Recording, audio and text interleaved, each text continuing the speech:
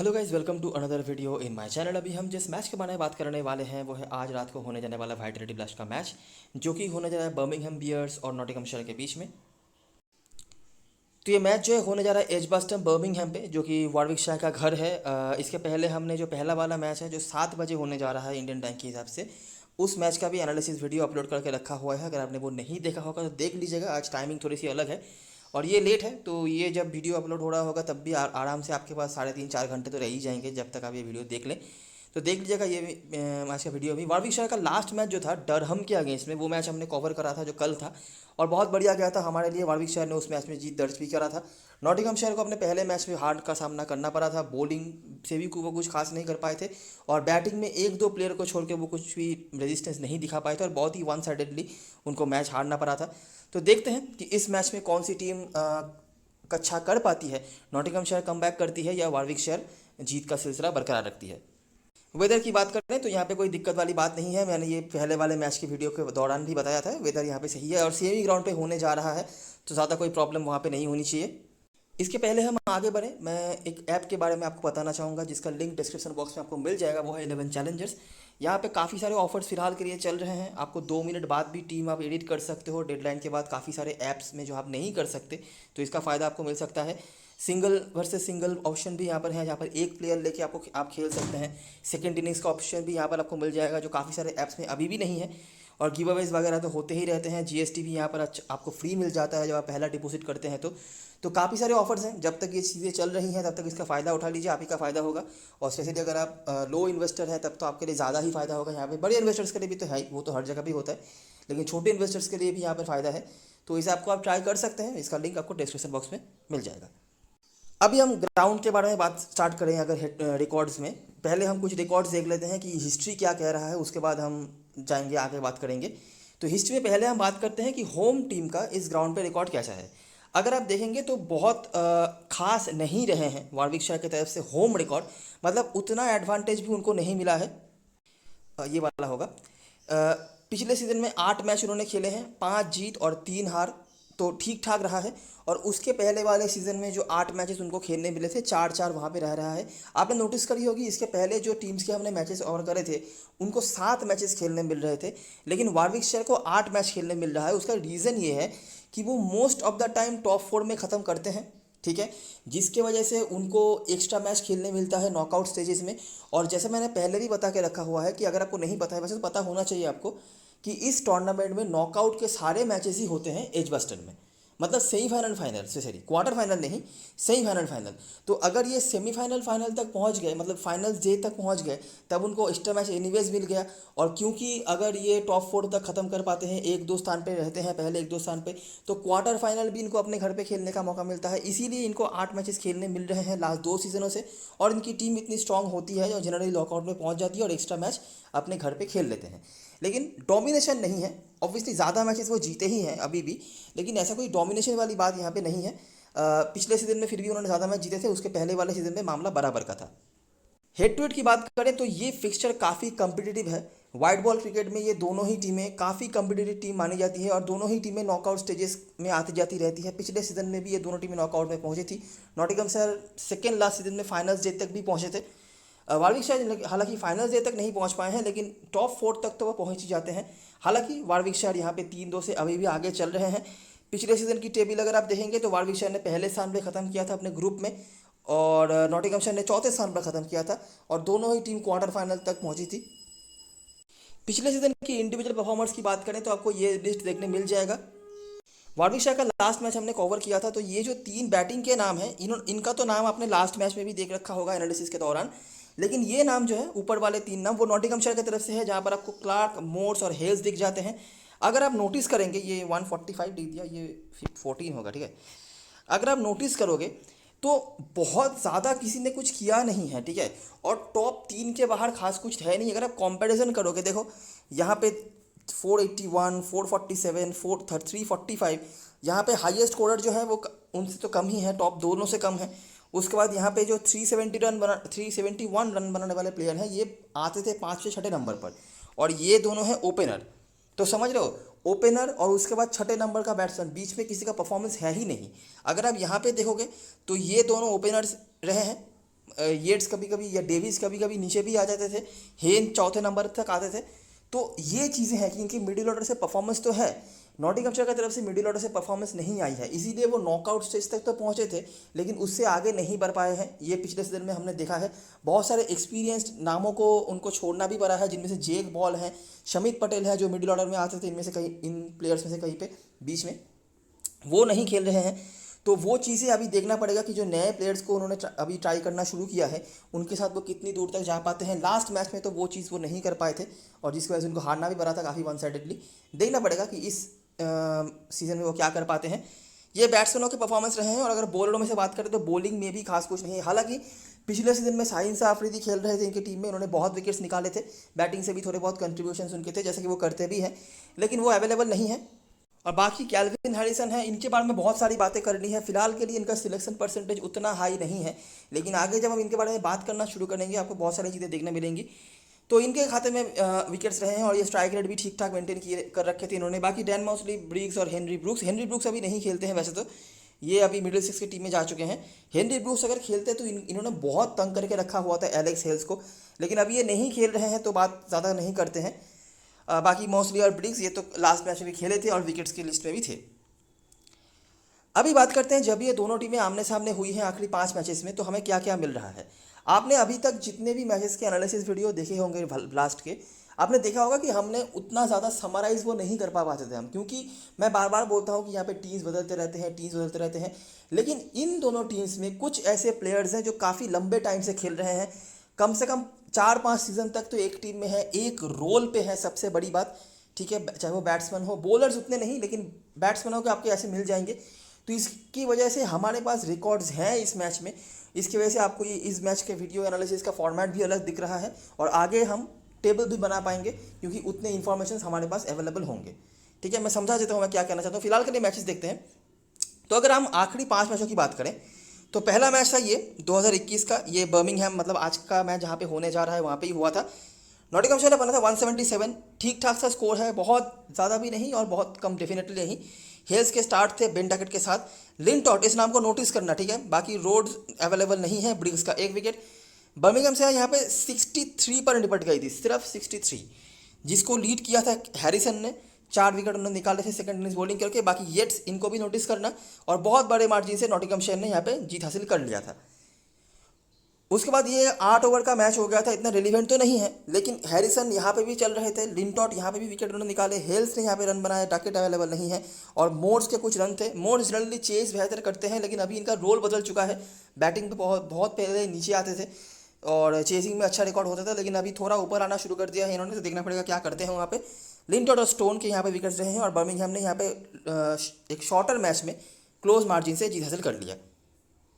अगला मैच ये हुआ था नॉटिंघम के घर पे। ये दोनों मैच पहले बर्मिंघम के घर पे हुआ और एक में नॉटिंघमशायर ने जीता और एक में डकवर्थ लुईस के मैच में, मतलब छोटे मैच में बर्मिंघम ने जीत हासिल करी।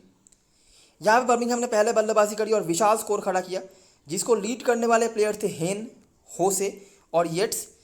नॉटिंघमशायर चेस तो नहीं कर पाए वो, लेकिन 206 तक वो भी पहुंचे थे। तो Nottinghamshire as a batting side अभी तक वो बुरे नहीं रहे हैं। यहाँ भाई 177 था बैटिंग फर्स्ट करते हुए। यहाँ पे 8 ओवर में ये रन बना दिया 97 का, यहाँ पे भी 206 तक वो पहुँचे थे। तो बैटिंग से तो वो पीछे नहीं चल रहे हैं, जो हारे हैं वो अलग रीज़न से हारे हैं, जैसे कि यहाँ पे भी उनको हारना पड़ा बॉलिंग की वजह से।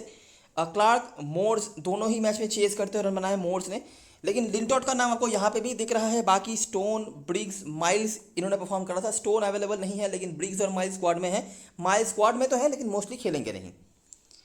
आखिरी 2 मैचेस की अगर हम बात करें पिछले सीजन के जो मैचेस हैं, तो पहला मैच था ये जो बर्मिंघम पे हुआ, वापस से नॉटिंघमशायर ने वापस से बड़ा स्कोर खड़ा किया, वापस से क्लार्क के स्कोर। बर्मिंघम ने भी इस बार अच्छी बल्लेबाजी करी। वो जो पहला मैच था ना जहाँ पे वो 86 पर निपट गए थे, उस एक मैच को छोड़ के बर्मिंघम ने भी बहुत इंप्रूव किया है। नॉटिंघमशायर का तो चलो अभी तक 4 मैचेस अपन ने देख लिए, चारों ही मैच में नॉटिंघमशायर ने अच्छी बल्लेबाजी करी, लेकिन बर्मिंघम ने भी 4 में से 3 मैच में अच्छी बल्लेबाजी करी है और बड़े बड़े स्कोर्स भी आए हैं। हैरिसन खाली है, बाकी जो प्लेयर्स ने स्कोर बनाए होंगे वो करंट स्क्वाड में अवेलेबल नहीं है। नॉटिंघमशायर ने यहाँ पर मैच जीत लिया। आखिरी मैच जो हुआ था ये नॉटिंघम के घर पे हुआ था। नॉटिंघमशायर यहाँ पे 168 पर निपट गए थे, बहुत अच्छा नहीं बहुत बुरा भी नहीं, लेकिन कम स्कोर था कंपैरेटिवली।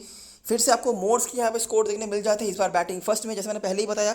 अभी इनका बैटिंग ऑर्डर बदलने लगा है पिछले 1-2 साल से, पिछले साल से स्पेशली। तो ये थोड़े बहुत रन में आ गए हैं लिंडन जेम्स और क्लार्क स्कोर हैं।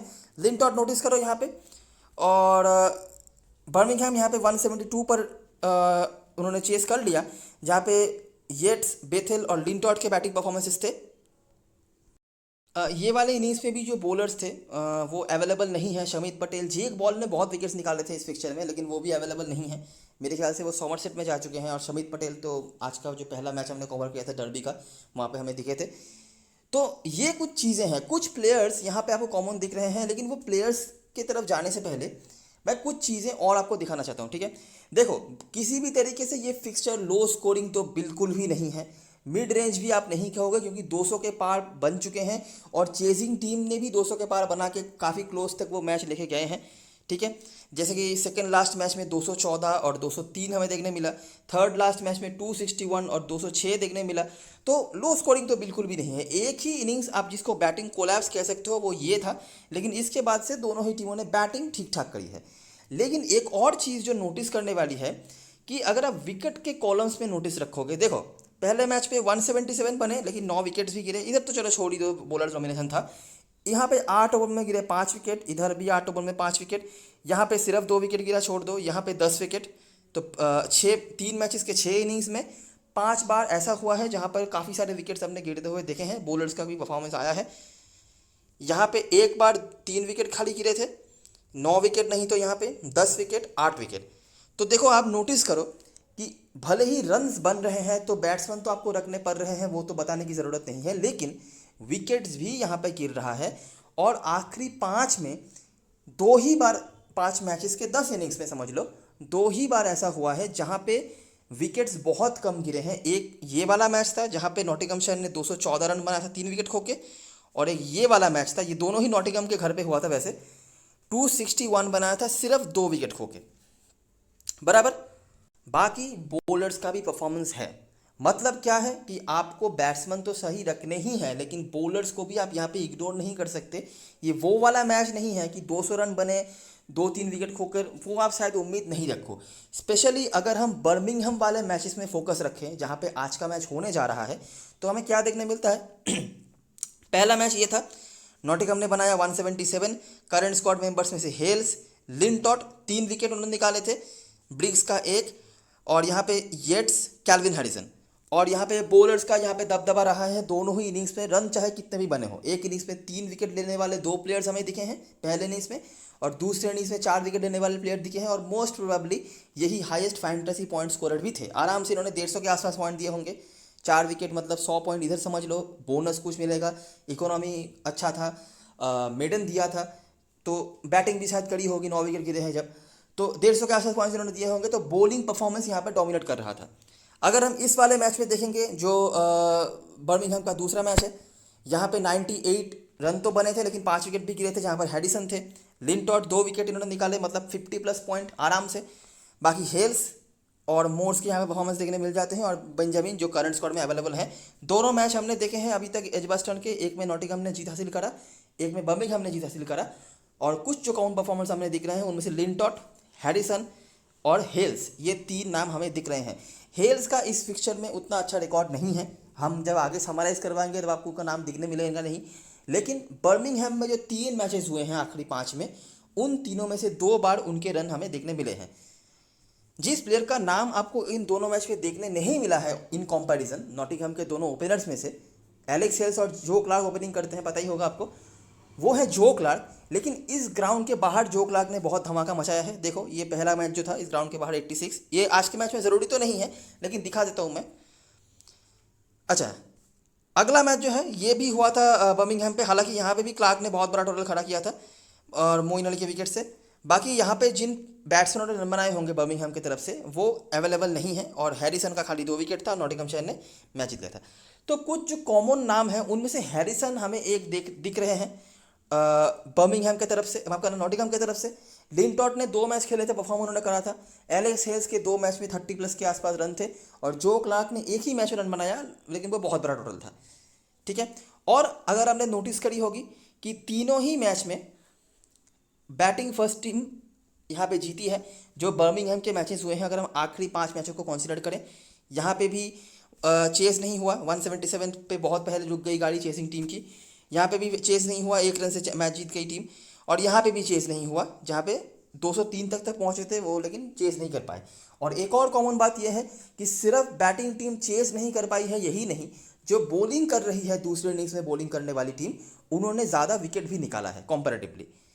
ठीक है, देख लो, यहाँ पे 10 wicket in comparison to 9 wicket, यहाँ पे 5-5 बराबर हो गया। और यहाँ पे भी 9 wicket in comparison to 3 wicket. तो बॉलिंग सेकंड करने वाली टीम डोमिनेट कर रही है, बैटिंग फर्स्ट करने वाली टीम डोमिनेट कर रही है। और इस फिक्सचर में, इस ग्राउंड पे स्पेशली बैटिंग फर्स्ट करने वाली टीम को यहाँ पे अपर हैंड मिला है। और ओवरऑल भी बैटिंग फर्स्ट करने वाली टीम आखिरी 5 में से 4 बार जीती है।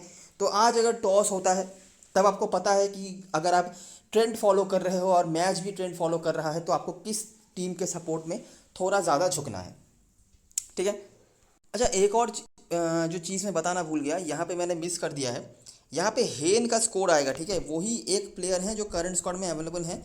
इन्होंने यहाँ पे बनाया था 97 नॉट आउट ये वाले मैच पे, जहाँ पे बर्मिंघम चेज नहीं कर पाई थी 203 तक पहुँचने के बावजूद भी। तो यहाँ पे हेन का 97 था। और ये इनिंग्स मैं भूल इसलिए गया था क्योंकि ये इनिंग्स बहुत स्पेशल है। पिछले सीज़न में हाईएस्ट रन स्कोरर ओवरऑल जो बनाया था हेन ने, वो यही स्कोर था।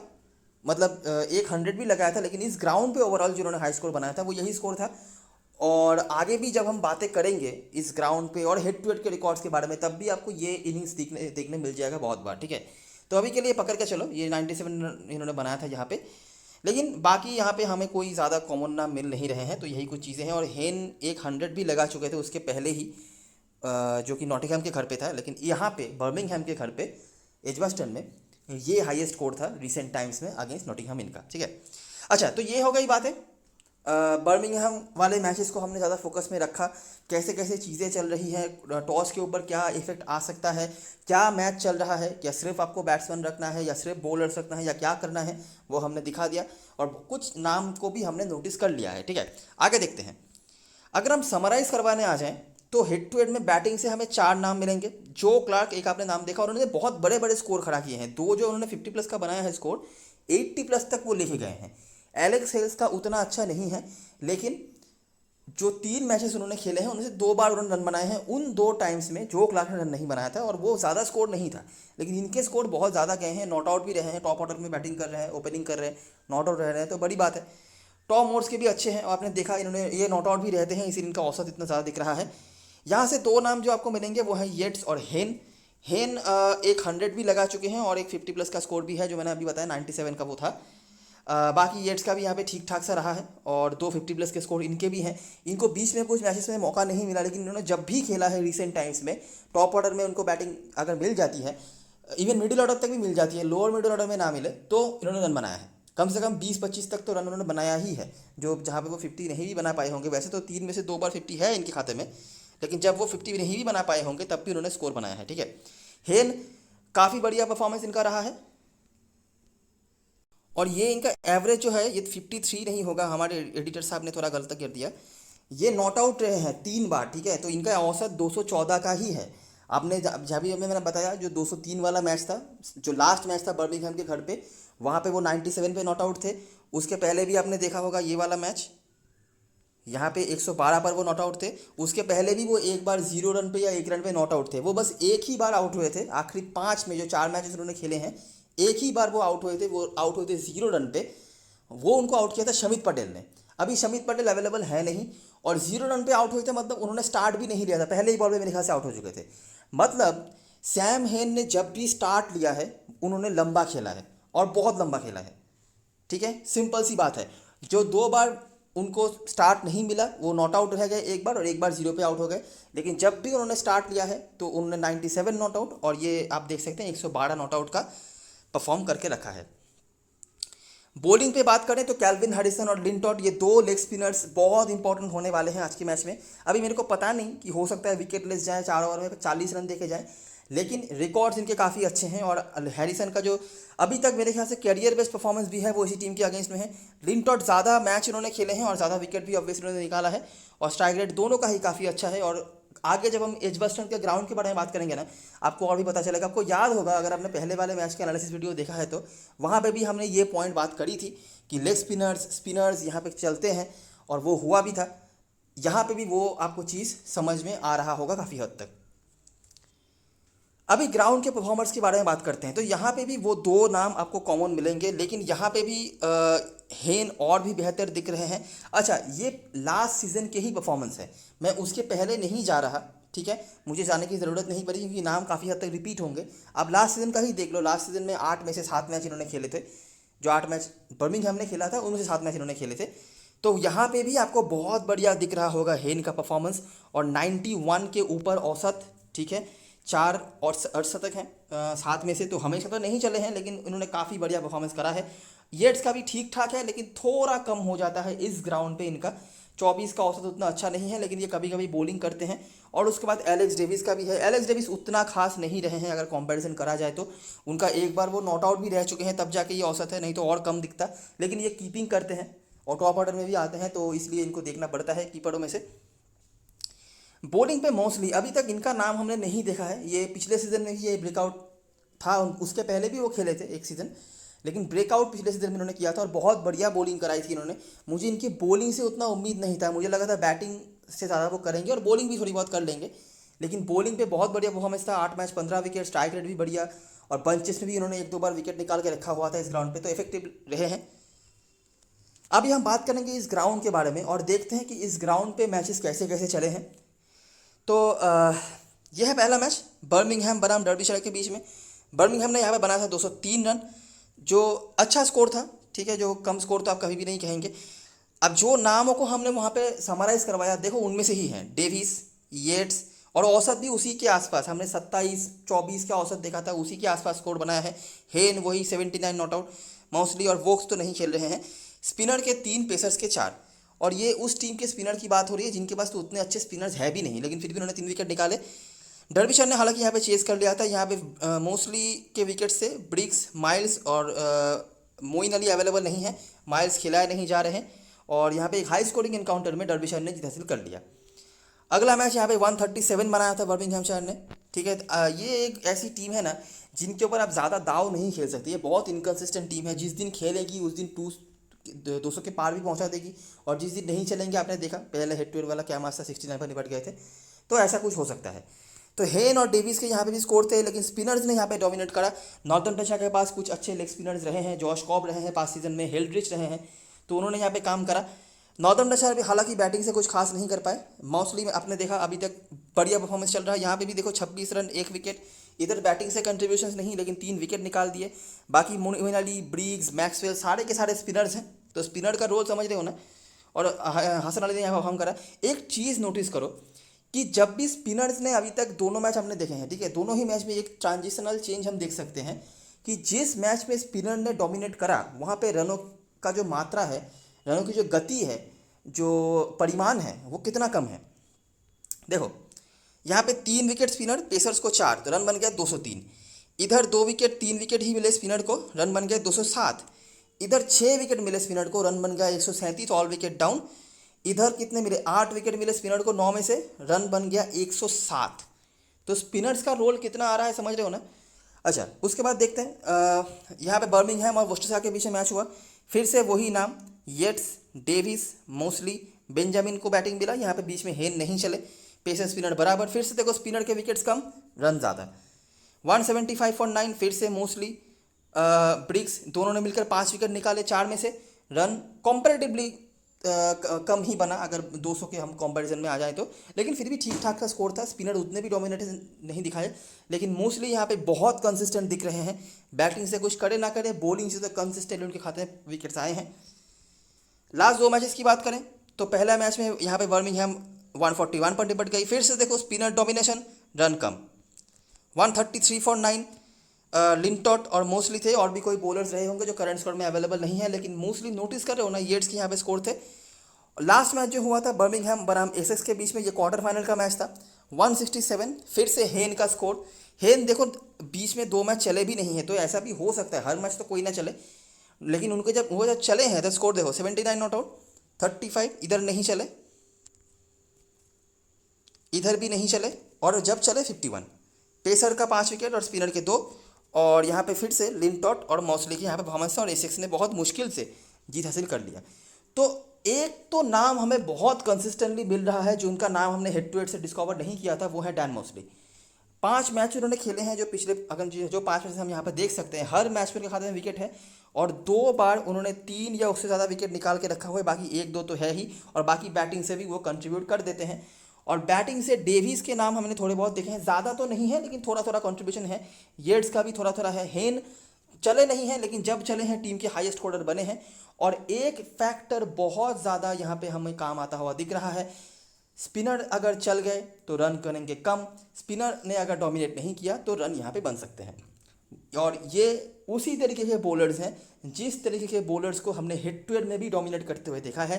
हेड टू हेड के शॉर्ट लिस्ट में हमने 2 नामों को बस डिस्कवर किया था, वो थे लिंटॉट और कैल्विन हैरिसन। वो दोनों ही स्पिनर हैं और स्पिनर्स का रोल हमें ग्राउंड में भी देखने मिल रहा है। तो एक पॉइंट जो हमारे लिए बहुत इंपॉर्टेंट हो रहा है कि आज के मैच में स्पिनर्स पे रखना है फोकस। ठीक है, दोनों तरफ से कड़ी मिल रही है ना आपके लिए भी। तो यही चीज़ें होती हैं, अगर आप सही से सारी चीज़ों को देखोगे, सारे पॉइंट्स को कलेक्ट करोगे तो बहुत सारी चीज़ें आपके लिए कॉमन हो सकती हैं। बाकी बैटिंग से तो जो नाम थे वही हैं, ज़्यादा कुछ इधर उधर नहीं भी यहाँ पे करने की ज़रूरत है। और बॉलिंग से लिंटॉट का भी हमने नाम देख लिया था, वो है, और माउसली का नाम हमने देख लिया, बाकी कोई करंट स्कोर में अवेलेबल नहीं है। तो ये हो गई सारी चीज़ें जो हम बता सकते थे ग्राउंड से। हेड टू हेड की चीज़ें हमने पहले डिस्कस कर ली हैं। आई होप आपने सब कुछ सही से समझ लिया होगा। अभी हम बात करते हैं प्लेइंग 11 के बारे में। तो ज़्यादा कोई चेंज की उम्मीद नहीं है। कुछ प्लेयर्स के बारे में बता दूं मैं जो शायद नए आए होंगे। जैक हेनिस, ये पहले खेलते थे वोशिसा के होकर, यंग प्लेयर हैं, ज़्यादा मैच वो खेले नहीं हैं, पिछले 1-2 सीजन ही खेले हैं वोशिसा की टीम में। अच्छे प्लेयर हैं, डिपेंडेबल ऑप्शन है। वोशिसा की तरफ से जो थोड़े बहुत बैटिंग ऑप्शन थे, अच्छा कर रहे थे, उनमें से जैक हेनिस एक थे, पता नहीं उनको छोड़ क्यों दिया। 3 मैचेस खेले हैं उन्होंने अगेंस्ट वारविकशायर रिसेंट टाइम्स में, उनमें से एक मैच बैटिंग फर्स्ट करते हुए रन बनाया, लास्ट मैच भी बैटिंग फर्स्ट कर रहे थे, रन बनाया इन्होंने।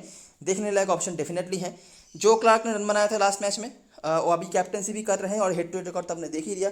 एलेक्स हेल्स कभी भी वो नहीं कर सकते आप कि मतलब छोड़ दो, नहीं चलेगा, लेकिन हाँ लेने पे भी आप ज़्यादा सेफ फील नहीं करोगे, बहुत ही रिस्की खेलते हैं और हमेशा एक ही गियर पे खेलते हैं। रिकॉर्ड उतने अच्छे नहीं हैं, बैटिंग फर्स्ट उतने रिकॉर्ड अच्छे नहीं हैं, लेकिन खतरनाक प्लेयर एनी डे हैं। जिस दिन चल गए उस दिन वन साइडेडली आपको हरा सकते हैं। विल यंग कुछ खास बताने के लिए नहीं है, पिछले सीजन में नॉर्दर्न डचा के होकर वो खेलते थे, कुछ ऐसे बहुत परफॉर्मेंस नहीं था, और पिछला एक आध सीजन उनके लिए बहुत अच्छा नहीं भी गया।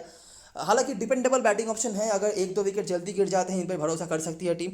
मोर्स रिकॉर्ड काफ़ी अच्छे हैं, ठीक है, और अगर कंपैरिजन करा जाए तो डेविस से ज़्यादा अच्छे हैं, लेकिन लोग डेविस के साथ ज़रूर जाएंगे क्योंकि वो ओपनिंग करते हैं। लेकिन मोर्स स्पेशली अगर चेस करते हैं तो, हालांकि इस फिक्चर में उन्होंने बैटिंग फर्स्ट में भी रन बनाया है और जो हाईएस्ट स्कोर था उनके पिछले सीजन में वो इसी टीम के अगेंस्ट में था।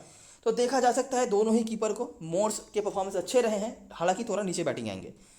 उसके बाद है Montgomery, Lyndon James, Calvin Harrison, Olly Stone, Dillon Pennington और बेन लिस्टर। बेन लिस्टर भी न्यूजीलैंड से आए हैं, कोई रिकॉर्ड नहीं है। पेलिंगटन इस फिक्चर में पहले वो खेलते थे वुस्टरशायर के होकर, और बॉलिंग फर्स्ट हमेशा एक विकेट तो वो लेके ज़रूर आते थे, लेकिन प्रॉब्लम यह है कि वो एक ही विकेट लेते थे और लास्ट मैच में भी एक ही विकेट निकाला। बॉलिंग फर्स्ट में वो ज़्यादा इफेक्टिव होते हैं, वो पहले 1-2 ओवर में वो उनको स्विंग ज़्यादा अच्छी अगर मिल जाए तो काफ़ी खतरनाक बन सकते हैं, लेकिन वो विकेट टेकिंग ऑप्शन नहीं है, वो प्रेशर बनाते हैं। हो सकता है कि आज के मैच से 5 विकेट ले रहे, वो बड़ी बात नहीं है, लेकिन जनरली उनका काम रन रोकना होता है और सामने उनके अगर अलग एंड से जो बॉलर आते हैं उनको वो चांस बना के देते हैं कि वो विकेट लेके जाएं। तो ये एक चीज़ है। बाकी ओली स्टोन है और पेनिंगटन, ये कुछ है। ओली स्टोन पहले वारविकशायर के होकर खेलते थे, अगर आपको नहीं पता है तो, और ओली स्टोन ने पहले काफ़ी तंग किया हुआ था एलेक्स हेल्स को, तो एलेक्स हेल्स को थोड़ा बहुत राहत का सांस मिलेगा अभी ओली स्टोन को अपनी टीम में खेलते हुए देखते। बात करें वारविकशायर की तरफ से तो यहाँ पे मुझे कोई चेंज की उम्मीद नहीं है। लास्ट ही मैच में उन्होंने काफ़ी बढ़िया परफॉर्मेंस करा। डैन मॉसली अभी नंबर 3 पे बैटिंग आए थे लास्ट मैच में, तो देखना 3 नहीं शायद 4 पे आए थे, लेकिन जो भी हो ऊपर ही आ रहे हैं, तो बहुत इंपॉर्टेंट प्लेयर एनीवेज हमारे लिए हैं और यहाँ पे उनको बैटिंग में भी प्रमोशन मिल रहा है अभी। बाकी एलेक्स डेविस हैं, येट्स, मॉसली, हेन, बेंजामिन। एक और इंपॉर्टेंट प्लेयर, बड़ी लीग खेल रहे, छोटी लीग में नहीं कह रहा मैं, अगर बड़ी लीग खेल रहे हो और टॉप ऑर्डर में से 1-2 प्लेयर को छोड़ रहे हो, इनको डेफिनेटली ट्राई करना बैटिंग फर्स्ट में। ये काफ़ी तेज़ खेल सकते हैं और काफ़ी लंबी इनिंग्स खेलने की एबिलिटी इनके पास है। अगर ये बैट फर्स्ट कर रहे हैं तो एक आध टीम में बड़ी लीग में ज़रूर इनको ट्राई करना। कैप्टन वाइस कैप्टनसी के लिए नहीं कह रहा, बस ट्राई कर लेना। उसके बाद बेथेल, ये चेज बेहतर करते हैं, बॉलिंग भी करा सकते हैं, लेकिन नहीं दिया जा रहा है बॉलिंग अभी तो। गार्टन उसके बाद, ये पहले ससेक्स के होकर खेलते थे जो अलग ग्रुप में रहते हैं, तो कोई रिकॉर्ड का सवाल पैदा नहीं होता। हसन अली, ग्लीसन पहले खेलते थे लैंकाशायर के होकर, लेकिन इंजरी के चलते ये कभी भी ज़्यादा खेल नहीं पाए हैं। एक रिकॉर्ड मैं आपको बता दूं, रेलिवेंट कितना होगा मुझे नहीं पता, मैं बता देता हूँ फिर भी आपको। आज से ये 5 साल 6 साल पुराना बात है, ठीक है। तब थोड़ा बहुत रेगुलरली खेलने मिलता भी था ग्लीसन को। ये बहुत उम्र हो चुका है इनका, ये यंग प्लेयर नहीं है बिल्कुल भी। लैंकाशायर के होकर जब वो खेलते थे तो इन्होंने जो क्लार्क को तो अपने खाते में रख रखा था, ठीक है। जो क्लार्क के रिकॉर्ड्स अच्छे नहीं हैं अगेंस्ट रिचर्ड ग्लीसन। ये एक मैचअप हो सकता है अगर आप देखना चाहते हो तो, लेकिन रिसेंट टाइम्स में वो नहीं। मैंने पहले बता दिया 5 साल से 6 साल पुराना है। तब ग्लीसन की उम्र भी कम थी, स्पीड भी अलग था, जो क्लार्क भी यंग थे। अभी तो सब कुछ बदल चुका है, तो ये इतना रिलीवेंट शायद नहीं हो, लेकिन मेरा बताना काम है, मैंने बता दिया। आप ये आप देख लो। उसके बाद लिंटॉट है, ब्रिग्स हैं। अभी अगर दोनों टीम्स मिला के अगर हम बात करें तो हमारे लिए जो प्लेयर्स बहुत इंपॉर्टेंट होने वाले हैं, यहाँ से जो क्लार्क हमारे टीम में ज़रूर रहेंगे। हेनेस स्पेशली अगर बैट फर्स्ट करें, आप देख सकते हो ज़्यादा कोई ऑप्शन होंगे भी नहीं आपको टॉप ऑर्डर में, क्योंकि ऑब्वियसली एक नई कंपेरेटिवली नई दिखने वाली टीम के साथ तो खेल रही है नॉटिंघमशायर की टीम। कैल्विन हैरिसन हमारे टीम में ज़रूर होंगे। इसके बाद यहाँ पे मोर्स हैं जिनको आप कीपिंग बैटिंग ऑप्शन के लिए देख सकते हो, या फिर ओली स्टोन जो अपने पुराने टीम और पुराने होम ग्राउंड में खेलने आने वाले हैं। वैसे तो बहुत खास कुछ उन्होंने नहीं किया था, लेकिन अपने पुराने मेंबर्स के अगेंस्ट में खेलेंगे तो थोड़ा एडवांटेज उनको मिल सकता है। तो हमारे शॉर्ट लिस्ट में ये कुछ प्लेयर्स हैं, 4-5 प्लेयर्स।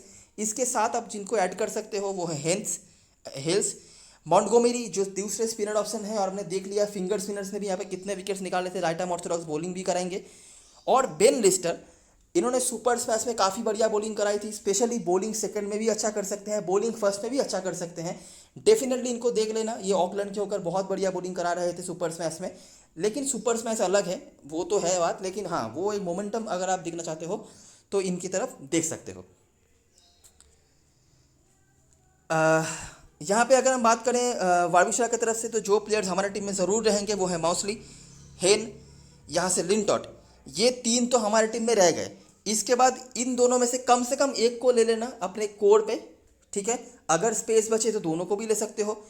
गार्टन स्पेशली अगर बॉलिंग फर्स्ट करे तो डेफिनेटली आप देख सकते हो। एक फैक्ट मैं बताना चाहूँगा, हालांकि ये कितना रेलिवेंट होगा मेरे को नहीं पता। इस फिक्शन में ना जो भी स्ट्राइक बॉलर्स हैं वार्विकशायर की तरफ से, वो बॉलर्स के नाम बदलते रहे हैं। कभी हेनरी ब्रुक्स रहे थे, कभी ओली स्टोन रहे हैं, कभी कोई और रहे हैं। स्ट्राइक बॉलर्स जो भी पेस बॉलर स्पेशली अगर आता है एक छोर से, या दोनों ही पेस बॉलर आते हैं, वो खाली हाथ तो नहीं जाते हैं, कम से कम 1 विकेट तो ज़रूर लेके जाते हैं। और मेजॉरिटी ऑफ द टाइम्स वो 1 विकेट एलेक्स हेल्स का हुआ है। जैसे मैंने पहले ही आपको बताया कि ओली स्टोन ओली स्टोन ने तंग करके रखा हुआ था एलेक्स हेल्स को। हेनरी ब्रुक्स जो खेलते थे उन्होंने भी 2 बार आउट किया हुआ है, और सिर्फ आउट नहीं बोल्ड करके रखा हुआ था, ठीक है, एलेक्स हेल्स को। तो ये एक चीज़ है जिसको नोटिस आपको करना है, क्योंकि आज के मैच में भी गार्टन एक तरफ से ओपनिंग बॉलिंग करेंगे, और लास्ट मैच की तरह अगर रहा तो ग्लीसन ओपनिंग बॉलिंग आ सकते हैं। लेकिन मुझे ऐसा लगता है कि ब्रिग्स आप एक साइड से देख सकते हो ओपनिंग बॉलिंग आते हुए। जो भी हैं, गार्टन तो हैं, वो तो रहेंगे मुझे लगता है, क्योंकि वो लेफ्ट आर्म एंगल बॉलिंग करेंगे। ग्लीसन या ब्रिग्स में से कोई एक ओपनिंग बॉलिंग पे आ सकता है दूसरे साइड से, तो इस पे नोटिस रखना। मुझे आज उम्मीद है कि इन दोनों में से जो भी ओपनिंग बॉलिंग पे आएंगे ये खाली हाथ नहीं जाएंगे, ठीक है। 1 विकेट तो कम से कम मिलेगा ही। गार्टन तो बैटिंग कुशन भी दे देते हैं, तो इसीलिए गार्टन मेरे टीम में होंगे, ठीक है। ये आपको दोनों तरफ से पॉइंट दे सकते हैं। बाकी तो हेन, मौसली, इन दोनों में से कोई एक, और लिंटट, ये हमारे शॉर्ट लिस्ट में रहेंगे। इसके अलावा जिनको आप देख सकते हो, हसन अली वर्सेस ग्लीसन, ये आपको करना पड़ेगा। हसन अली बॉलिंग फर्स्ट में, ग्लीसन बॉलिंग सेकंड में। ब्रिग्स विकेट्स में है, लास्ट मैच में भी 2 विकेट उन्होंने निकाला हुआ था। सामने उनके अच्छे रिकॉर्ड्स उतने नहीं हैं, लेकिन हाँ टाइट बॉलिंग कराते हैं। 1 आध विकेट अगर निकाल भी लेते हैं तो इकोनॉमी का बोनस लेके जाते हैं, तो वो उनका फ़ायदा है। बाकी मैं ऐसा कुछ नहीं कहूँगा जिनको आपको स्मॉल लीग में सोचना चाहिए। कैप्टन वाइस कैप्टन चॉइस की बात करें, फिलहाल के लिए परसेंटेज के हिसाब से मौसली और हसन अली के साथ लोग जा रहे हैं। ऑब्वियसली हसन अली को कोई कैप्टन नहीं बनाएगा, टीम में रखेंगे सभी। उसके बाद हेन और येट्स, लिंटॉट, उसके बाद रीजन आपको पता ही है, और गार्टन। हालांकि लिंटॉट ने लास्ट मैच 1 ही विकेट लिया था, लेकिन उसके बावजूद भी उनके 60 के आसपास पॉइंट्स थे, कैच वगैरह इकोनॉमी वगैरह के पॉइंट उन्होंने दिए थे। यहाँ से हेल्स और क्लार्क के साथ लोग जा सकते हैं। हेल्स का आपने देख लिया, क्लार्क भरोसे वाले प्लेयर तो नहीं है बिल्कुल भी, लेकिन रिकॉर्ड्स उनके अच्छे हैं। जब वो वुस्टेरशायर के होकर भी खेलते थे इस टीम से पहले, काफ़ी पुरानी बात है ये तो, तब भी उन्होंने रन बना के रखे हुए थे वार्विकशायर के अगेंस्ट में। उसके बाद हेनेस और यंग के साथ लोग जा सकते हैं, लेकिन थोड़ा फॉर्म डाउनवर्ड्स तो रहा है रिसेंट कुछ टाइम्स में। मोर्स कीपिंग सेक्शन से दोनों कीपरों में से बेहतर रिकॉर्ड इनके हैं, लेकिन थोड़ा नीचे बैटिंग आते हैं, इसीलिए लोग शायद जाए ना जाए। हैरिसन मेरे टीम में आपको ज़रूर दिखेंगे, बॉलिंग सेकंड में बहुत ही unique captain vice captain option बन सकते हैं। लिस्टर ले सकते हो आप, अच्छे मोमेंटम के साथ वो आए हैं, डेथ ओवर में अच्छी बॉलिंग भी कराते हैं, बॉलिंग फर्स्ट में ज़्यादा इफेक्टिव होते हैं, आप बॉलिंग सेकंड में भी इनको ले सकते हो। अच्छा, फिलहाल के लिए मैंने ये 8 प्लेयर्स को रखा है। कीपर सेक्शन में सेफेस्ट ऑप्शन जो क्लार्क है, कोई दिक्कत वाली बात नहीं है। बात करते हैं बैटिंग सेक्शन में क्या क्या ऑप्शंस हैं। एलेक्स हेल्स हैं, जहाँ पे रेस्ट्रिक्शंस हैं कि आपको 3 बैट्समैन लेने ही पड़ेंगे, वहाँ पे तो आप आराम से इनको ले सकते हो। जहाँ पे रेस्ट्रिक्शन नहीं है वहाँ पे एक ऑप्शन है कि आप इन पर रिस्क लो। रॉ बियर्स उसके बाद हैं, विल यंग, हेनेस, बेथेल को आप एनीवेज लोगे नहीं। तो इनमें से एलेक्स हेल्स सबसे सेफेस्ट ऑप्शन है, क्योंकि ये बहुत रिस्की खेलते हैं और अगर 3-4 ओवर टिक गए तो ख़त्म करके देंगे पूरी तरीके से। रॉब यार्ड्स ये बॉलिंग कराते हैं कभी कभार, इस ग्राउंड पे रिकॉर्ड थोड़ा सा ख़राब है, लेकिन इस टीम के अगेंस्ट में ये अच्छा करते हैं हमेशा। तो मेरे को अगर पहले किसी प्लेयर को लेना होगा तो मैं रॉब यार्ड्स को लूँगा लॉजिकली, रिस्क वगैरह सब कुछ लेने के बाद भी। उसके बाद यंग हेनेस है, हेनेस बैट फर्स्ट बेहतर रिकॉर्ड्स हैं और अगर चाहो आप ले सकते हो। लास्ट मैच भी बैट फर्स्ट ने रन बनाया, और अगर आपको इन दोनों में से किसी को नहीं लेना है तो ऑब्वियसली हेल्स का ऑप्शन तो है ही, लेकिन ज़्यादा बैट्समैन ना लेना, मेरा यही सजेशन होगा। कीपर सेक्शन में डेविस लिया जा सकता है, कंसिस्टेंटली कुछ ना कुछ पॉइंट वो देके जाएंगे, मुझे उम्मीद है 30-40 पॉइंट की कहीं नहीं गए। रन भी थोड़े बहुत हैं, कीपिंग से 1-2 कैचेस अगर पकड़ लेंगे तो काम हो जाएगा आपका। मोर्स ये काफ़ी नीचे बैटिंग आते हैं, लेकिन इनके रिकॉर्ड काफ़ी अच्छे हैं। अगर ये चेस कर रहे हैं ना तो डेफिनेटली इनके तरफ आप देख सकते हो, ठीक है। और मुझे उम्मीद है कि इनके ऊपर रिस्पॉन्सिबिलिटी बहुत ज़्यादा आएगी, क्योंकि कहीं ना कहीं नॉटिंघमशायर की बैटिंग थोड़ी सी हल्की तो हुई है एक्सपीरियंस के मामले में, और ये one of the few players हैं जो एक्सपीरियंस्ड हैं, तो इनको वो रिस्पॉन्सिबिलिटी लेनी पड़ेगी। तो इसीलिए मुझे लगता है मोर्स आपके लिए काम पे आ सकते हैं। ऑलराउंडर में ये तीनों ही हैं। एक प्लेयर जो है मॉन्टगोमरी, इन पे नोटिस कर सकते हो आप, हालांकि मुझे इनका बहुत अच्छा मैचअप तो दिख नहीं रहा, लेकिन हाँ आप देख सकते हो अच्छे फॉर्म से गुजरे हैं, बैटिंग भी कर सकते हैं। लिंडन जेम्स का भी सेम है, लिंडन जेम्स अगर बॉलिंग करते तो आपके लिए इंपॉर्टेंट हो सकते थे। ये काउंटी में अच्छे फॉर्म से गुजरे थे बैटिंग से, बॉलिंग भी उन्होंने अच्छी खासी कराई है। यहाँ पे 3 बॉलर जो मेरे पक्के हैं, पक्के नहीं है मतलब लिंटॉट तो हैं, बाकी स्टोन और लिस्टर वो देखना पड़ेगा टॉस के ऊपर। ग्लीसन बॉलिंग सेकंड, इनके रिकॉर्ड्स अच्छे रहे हैं, बॉलिंग फर्स्ट उतने नहीं। लास्ट मैच बॉलिंग सेकंड ही मेरे ख्याल से, या बॉलिंग फर्स्ट ही, उन्होंने 2 विकेट निकाले थे वहाँ पे, तो डर हमको निपटा ही दिया था उन्होंने। और हसन अली हैं, आप चाहो तो दोनों को भी ले सकते हो, लेकिन अगर आपको दोनों में से एक लेना है, मैं तब की बात कर रहा हूँ। अभी देखो फर्स्ट मैच जो था वार्विकशायर का, वो डरहम के अगेंस्ट में था, जहाँ पर उन्होंने बिल्कुल रोन दिया था उनको, तो वहाँ पर उनको सारे बॉलर्स परफॉर्म करके गए थे। हर दिन तो ऐसा होगा नहीं, तो आपको कहीं पे तो सिलेक्शन करना ही पड़ेगा। तो वहाँ पे वही मैं कह रहा हूँ, हसन अली और ग्लीसन में से अगर आपको एक लेना है तो हसन अली को बॉलिंग फर्स्ट में ले सकते हो, ग्लीसन को बॉलिंग सेकंड में। और अगर आपको कुछ भी नहीं समझ आ रहा है, आपको लग रहा है कि मेरे को सारे बॉलर्स तो चाहिए भैया, तो वो भी आप कर सकते हो। लेकिन याद रखना ये फिक्सचर में रन भी बनते हैं, तो सारे बॉलर्स लेने के चक्कर में कहीं इंपॉर्टेंट किसी बैट्समैन को छोड़ मत देना। ओली स्टोन लेने का रीज़न ये है कि अपने पुरानी टीम के अगेंस्ट में और अपने पुराने होम ग्राउंड पे खेलने आने वाले हैं। और बेन लिस्टर मोमेंटम अच्छा रहा है इनका, बॉलिंग फर्स्ट में डेफिनेटली देखा जा सकता है, बॉलिंग सेकंड में भी आप ले सकते हो, ठीक है। बाकी हैरिसन, माउसली, गार्टन, इनका तो मैंने बता ही दिया। हेन और येट्स से बैटिंग में मेरे लिए पहले तो प्रेफरेंस होंगे, उसके बाद हेल्स और हेनेस में से आप देख लेना। कीपर सेक्शन में जो क्लार्क पहले प्रेफरेंस होंगे, उसके बाद मोर्स और डेविस में से आप देख सकते हो टॉस के ऊपर डिपेंड करके।